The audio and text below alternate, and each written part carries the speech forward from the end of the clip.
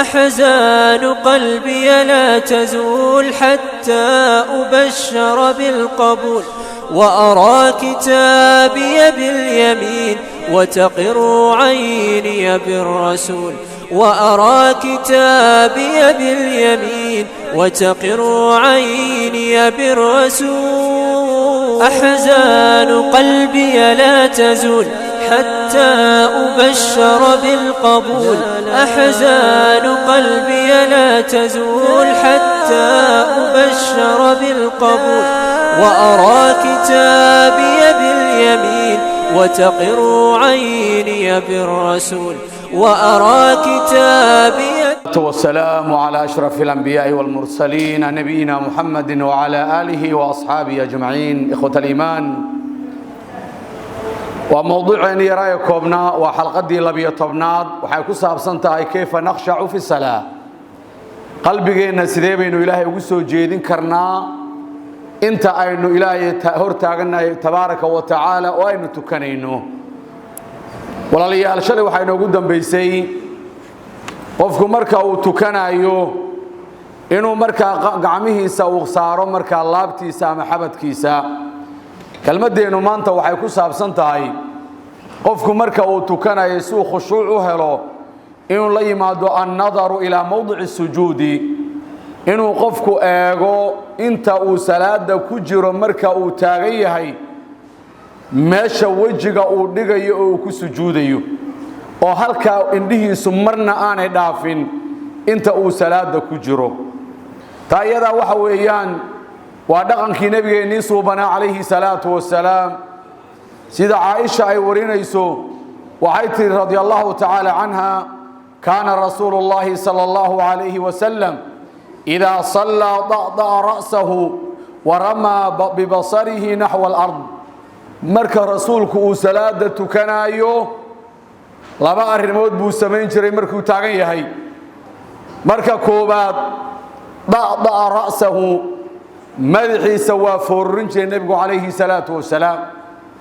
indhihiisa muu taagi jirin iyo madaxiisa indhihiisa iyo madaxiisa waa laabi jiray. indhihiisa waxa weeyaan waa madaxiisa waa laabi jiray. warama bibasarihi nahwa al-ard, indhihiisana wuxuu u tuuri jiray u taagi jiray dhulka xaqiisa. qofku marka meel kale inuu fiiriya khushuucdiisa dilaysa. tusaalaha nabiga calayhi salaatu wasalaam ayaa waxa la weydiiyay iltifaati fi salaah. qofku salaada uu ku jiro inuu meel fiiriyo ama hortiisa ama dhinaciisa isha dadka uu la wareego. rasuulku wuxuu yiri xadiiska Bukhari uu warinayo huwa ikhtilaasun yakhtalisuhu ash-shaytaanu من صلاة العبد. فيرنت أدونكو أميلا فيريو وضفتان شيطانكي وكضفي أدونك صلاة ديسي شيطان بالتقي مركاسو قفكو حسي فيرين إياه يعني ماشي صلاة دي أكدن بيسي خلاص شيطان با صلاة دي كحضي صلاة ديسي وبالتقي خشوع دي ما دام أميلا فيريي يعني waxaa laga sheeydaankii baa salaadii markaa ka xadiban igu sala ikhtilaas. marka qofka muslimka maxaa laga rabaa in aanu marnaba fiirin inta uu salaada ku jiro meesha wajigiisa ku beegan meel aan ahayn, halkaas uu markaa indhihiisa ku tooganaya. ama marka uu atixiyaadka u fariisto waxa uu fiirinayaa farta uu ku tawxiidsanayo. yanzuru basarahu إلى أصبعه فرتيسو إيغيا سيدنا النبي عليه الصلاة والسلام كسغناتي إذا جلس للتشهد فإنه كان ينظر إلى أصبعه المشيرة فرتا أوتاغي والنبي في رجل صلى الله عليه وسلم. أشهد أن لا إله إلا الله إذا مركا وحي تأخو شعور بضن يعني وحوية صلاة مركا غفك مركا أوفرديات حياتك أوفرديانا فرتن uu ku tawxiidsanayo ee ilaahay uu ku kaliyeynayo ee uu leeyahay la ashhadu an la ilaha illa allah ayuu markaa u taagaya. culimadu waxay isweydiiyaan farta goorta la bilaabay taagitaankeeda. imaam shaafici wuxuu leeyahay waxa farta la taagaya marka ashhadu la soo gaaro laakiin culimo badan baa waxay qabaan sida imaam axmed bin xambal iyo keyrkii ayma badan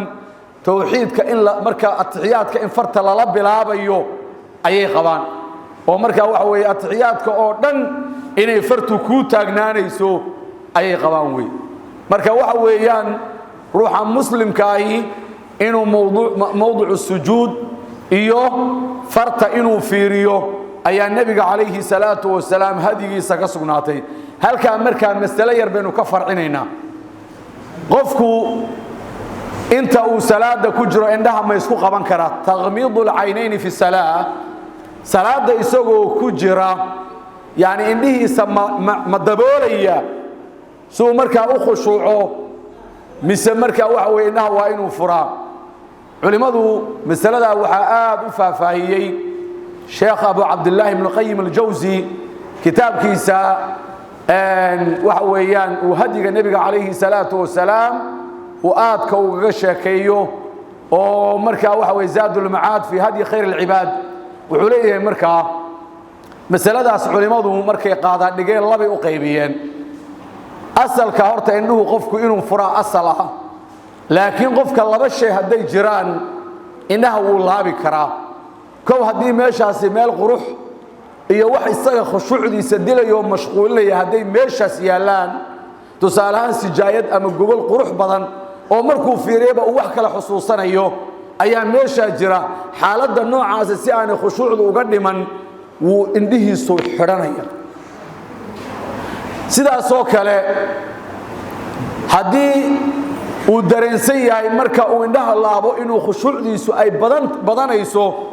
oo qalbigiisu aad u soo jeesanayna iyadoo dhibaato ma leh bilaadeen culimo qaar baa diiday sida Ahmed ibn Hanbal oo kale isagu wuxuu leeyahay taqmiidul aynayn fi salati makruuhun bal huwa min fi'l al-yahud buleeyahay imaam Ahmed ibn Hanbal wuxuu leeyahay indhaha in la isku qabto waa makruuh